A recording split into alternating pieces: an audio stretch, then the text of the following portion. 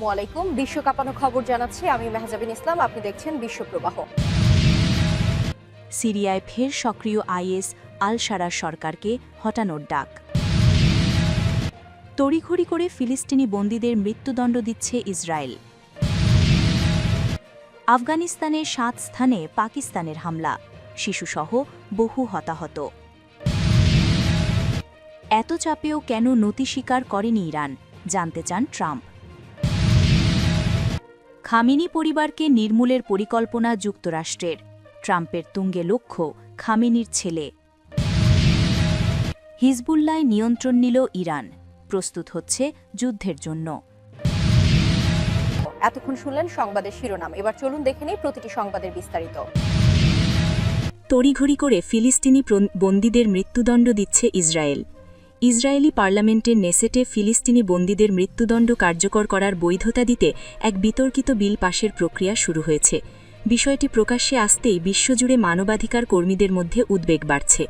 ফিলিস্তিনি লেখক মোহাম্মদ আল কিক আল জাজিরায় প্রকাশিত এক নিবন্ধে দাবি করেছেন, আন্তর্জাতিক কমিউনিটির উদাসীনতার সুযোগ নিয়েই ইসরায়েল এই পদক্ষেপের দিকে এগোচ্ছে। 2022 সালের বেঞ্জামিন নেতানিয়াহুর জোট সরকার গঠনের শর্ত হিসেবে কট্টরপন্থী জাতীয় নিরাপত্তামন্ত্রী ইতামার বেন গভীর এই বিলের দাবি করেন।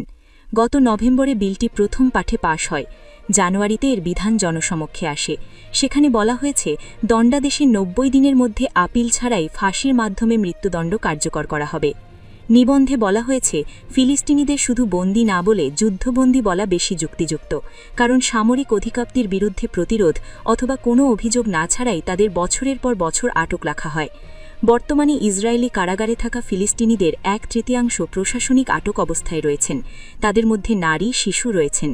সামরিক আদালতে এসব বন্দিই বিচার হয়, যা শুরু থেকেই পক্ষপাতিত্বপূর্ণ বলে অভিযোগ রয়েছে। 2023 সালের 7 অক্টোবরের পর থেকে কারাগারগুলোতে নির্যাতন, অনাহার, চিকিৎসার অবহেলা বেড়েছে বলে দাবি করা হয়েছে। এই সময়ের মধ্যে আফগানিস্তানের 7 স্থানে পাকিস্তানের হামলা, শিশুসহ বহু হতাহত। দুই দেশের সীমান্তে সংঘর্ষের পর আফগানিস্তানে সবচেয়ে বড় হামলা চালিয়েছে পাকিস্তান। দেশটির বিমান হামলায় আফগানিস্তানের নাঙ্গারহার ও পাকতিকা প্রদেশে বহু বেসামরিক নাগরিক প্রাণ হারিয়েছেন। মৃতদের মধ্যে শিশুও রয়েছেন। শনিবার রাতভর ওই হামলায় ধ্বংসস্তূপের নিচে মরদেহ চাপা পড়েছে। এতে কয়েক ডজন মানুষ প্রাণ হারিয়েছেন। উদ্ধারকারী দলের সঙ্গে স্থানীয়রাও উদ্ধারে অংশ নিয়েছেন। ইসলামাবাদ জানিয়েছে, তারা সীমান্তবর্তী এলাকায় আফগানিস্তান ভিত্তিক জঙ্গি গোষ্ঠীগুলোকে লক্ষ্য করে 7টি স্থানে হামলা চালিয়েছে। কয়েকদিন আগে পাকিস্তানে ঘটে যাওয়া আত্মঘাতী বোমাবন্ধের প্রতিশোধের হিসেবে এই পদক্ষেপ নেওয়া হয়েছে। সেনারা ইসলামিক স্টেটের একটি শাখা এবং তাদের সহযোগীদের লক্ষ্য করে হামলা চালিয়েছে। আফগানিস্তানের প্রতিরক্ষা মন্ত্রণালয় জানিয়েছে, পাকিস্তানে এই হামলার যথাযথ এবং সুপরিকল্পিত জবাব দেওয়া হবে। 2021 সালে তালিবান সরকার আফগানিস্তানের ক্ষমতায় আসার পর দুই দেশের মধ্যে বিরোধ বৃদ্ধি পায়। দুই দেশের সীমান্তে সর্বশেষ বড় সংঘর্ষ হয়েছিল গত অক্টোবর মাসে। তখন প্রায় 1 সপ্তাহ ধরে তীব্র গোলাগুলি এবং সংঘর্ষ চলে। জাতিসংঘ মিশনের তথ্য অনুযায়ী অক্টোবর থেকে ডিসেম্বরের মধ্যে পাকিস্তানি সামরিক অভিযানে অন্তত 70 জন আফগান সামরিক নাগরিক নিহত হয়েছেন। কাতার ও তুর্কির মধ্যস্থতায় প্রাথমিক যুদ্ধবিরতির পর কয়েক দফা আলোচনা হয়েছে, কিন্তু এখনও দুই দেশের মধ্যে স্থায়ী চুক্তি হয়নি। জাতিসংঘ মিশনের তথ্য অনুযায়ী অক্টোবর থেকে ডিসেম্বরের মধ্যে পাকিস্তানি সামরিক অভিযানে অন্তত 70 জন আফগান সামরিক নাগরিক নিহত হয়েছেন।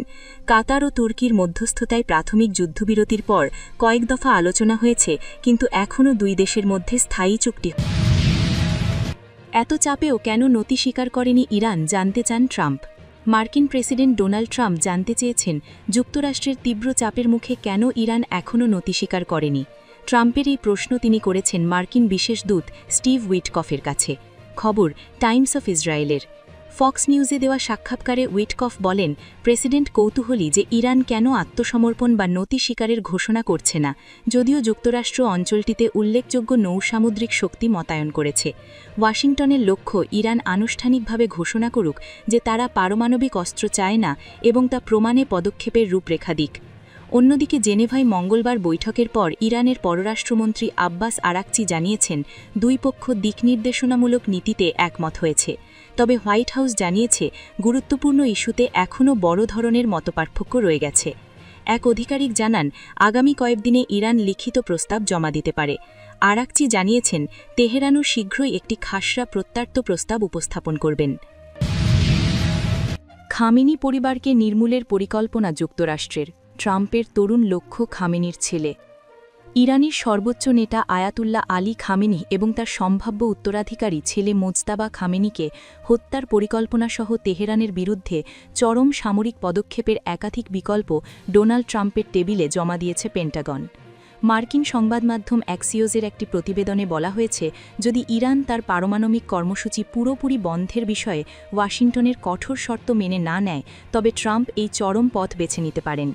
ট্রাম্পের একজন উপদেষ্টা জানিয়েছেন, পেন্টাগন প্রতিটি পরিস্থিতির জন্য আলাদা পরিকল্পনা রেখেছে, যার মধ্যে একটি হল ইরানের সর্বোচ্চ নেতা ও প্রভাবশালী মোল্লাতন্ত্রের শীর্ষ নেতৃত্বকে নির্মূল করা।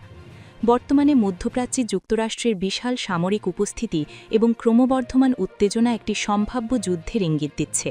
প্রতিবেদনে দাবি করা হয়েছে, ট্রাম্প প্রশাসন ইরানকে তাদের পারমাণবিক সমৃদ্ধিকরণ অব্যাহত রাখতে অনুমতি দিতে পারে, তবে শর্ত থাকবে যে পারমাণবিক বোমা তৈরির কোনো পথ খোলা রাখা যাবে না। মার্কিন উপদেষ্টারা জানিয়েছেন, তেহরানের পক্ষ থেকে কোনো নির্দিষ্ট এবং বিশ্বাসযোগ্য প্রস্তাব না আসলে ট্রাম্পের ধৈর্য দ্রুত ফুরিয়ে আসতে পারে। একজন জ্যেষ্ঠ আধিকারিক স্পষ্ট করেছেন যে ট্রাম্প কেবল এমন এক চুক্তিতে রাজি হবেন যা তিনি নিজের দেশে রাজনৈতিকভাবে সফল হিসেবে তুলে ধরতে পারবেন। অন্যদিকে ইসরায়েল ও উপসাগরীয় দেশগুলো এখন আলোচনার চেয়ে সামরিক সংঘাতের সম্ভাবনাই বেশি দেখছে। ইসরায়েলি সরকার ইতোমধ্যে মার্কিন যুক্তরাষ্ট্রের সঙ্গে যৌথ সামরিক অভিযান শুরু করেছে বলে জানা গেছে। যদিও মার্কিন প্রশাসনের পক্ষ থেকে চলতি সপ্তাহান্তেই হামলার আশঙ্কার কথা শোনা যাচ্ছিল, তবে ট্রাম্প এখনও চূড়ান্ত কোনো সিদ্ধান্ত নেননি। ট্রাম্পের উপদেষ্টাদের মতে, প্রেসিডেন্ট সব পথ খোলা রাখছেন এবং যে কোনো মুহূর্তে হামলার নির্দেশ দিতে পারেন। হিজবুল্লাহর নিয়ন্ত্রণ নিল ইরান, প্রস্তুত হচ্ছে যুদ্ধের জন্য। লেবাননের প্রতিরোধ যোদ্ধাদের সংগঠন হিজবুল্লাহকে এতদিন পেছন থেকে সমর্থন দিলেও এবার পুরো নিয়ন্ত্রণ নিয়েছে ইরান। এখন থেকে গ্রুপটি পরিচালনা করবেন দেশটির রেভলিউশনারি গার্ড কর্পসের IRGCর কর্মকর্তারা। ইতোমধ্যে লেবাননে গিয়ে যোদ্ধাদের যুক্তরাষ্ট্র ও ইসরায়েলের সম্ভাব্য আগ্রাসনের জবাব দেওয়ার জন্য প্রস্তুত করার অংশ হিসেবে দফায় দফায় বৈঠক করেছেন IRGC কর্মকর্তারা। খবর দ্য জেরুজালেম পোস্টের। আরব সংবাদমাধ্যমগুলোর রিপোর্ট অনুযায়ী, হিজবুল্লাহ বর্তমানে তাদের ঐতিহ্যবাহী লেবানিজ নেতৃত্বের পরিবর্তে ইরানের IRGC কর্মকর্তাদের তত্ত্বাবধানে পরিচালিত হচ্ছে। ইসরায়েলি বা আমেরিকান হামলার আশঙ্কায় সম্প্রতি লেবাননে আসা IRGC কর্মকর্তাদের নিবিড় তত্ত্বাবধানে হিজবুল্লাহ তাদের সামরিক ও নিরাপত্তা প্রস্তুতি উল্লেখযোগ্যভাবে জোরদার করেছে, সৌদি আরবের একাধিক গণমাধ্যম জানিয়েছে। নেতৃত্বের এই পরিবর্তন এমন এক সময়ে এলো যখন হিজবুল্লাহ ও ইরান উভয় পক্ষই ইসরায়েল ও যুক্তরাষ্ট্রের সঙ্গে একটি আসন্ন সামরিক সংঘাতের জন্য প্রস্তুতি নিচ্ছে বলে উদ্বেগ বাড়ছে। হিজবুল্লাহ ঘনিষ্ঠ সূত্রের বরাতে আল আরাবিয়ার প্রতিবেদনে বলা হয়, IRGCর কয়েকজন কর্মকর্তা সম্প্রতি ইরান থেকে লেবাননে গেছেন। তাদের কাজ হচ্ছে হিজবুল্লাহ সামরিক সক্ষমতা পুনর্গঠন করা। ইসরায়েলের সঙ্গে 14 মাসের লড়াইয়ে এই সক্ষমতা ব্যাপকভাবে ক্ষতিগ্রস্ত হয়। 2024 সালের নভেম্বরের যুদ্ধবিরতির মধ্য দিয়ে সেই লড়াই শেষ হয়। সূত্রগুলো জানায়, ইরানি কর্মকর্তারা লেবানন জুড়ে হিজবুল্লাহ সদস্যদের সরাসরি ব্রিফিং দিচ্ছেন। তারা আরও বলেন, লেবাননের বেকা উপত্যকার একটি স্থানে IRGCর কর্মকর্তারা হিজবুল্লাহর ক্ষেপণাস্ত্র ইউনিটের সদস্যদের সঙ্গে বৈঠক করছেন। স্থানটি শুক্রবার রাতে ইসরায়েলি বোমাবর্ষণের শিকার হয়। ধারাবাহিক বিমান হামলায় অন্তত 50 জন আহত এবং 12 জন নিহত হন। নিহতদের মধ্যে হিজবুল্লাহর এক জ্যেষ্ঠ কর্মকর্তাও ছিলেন। ইসরায়েলি বাহিনী জানায়, হামলায় হামাস ও হিজবুল্লাহর কমান্ড সেন্টার লক্ষ্যবস্তু করা হয়েছে।